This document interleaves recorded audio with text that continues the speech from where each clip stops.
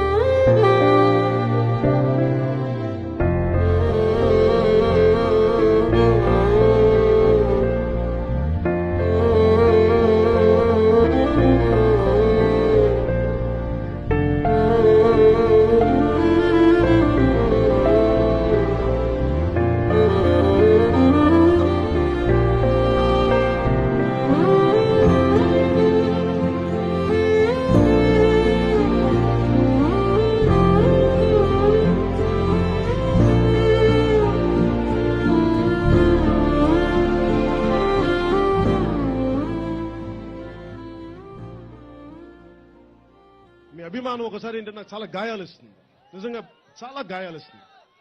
పడిపోతున్నా చాలాసార్లు మీ అభిమానం చాలా గాయాలు ఇస్తుంది. దయచేసి మీరు అర్థం చేసుకొని మీ అభిమానాన్ని అర్థం చేసుకోగలను. కానీ ఒకేసారి ఇలా కాళ్ళ మీద పడిపోతే దేశం కోసం పనిచేసేవాడిని. దయచేసి మీ అభిమానం నన్ను ఆరోగ్యంగా ఉంచాలి కానీ అనారోగ్యంగా నన్ను చంపేయకూడదు. అందుకని దయచేసి గాయపడకూడదు నేను.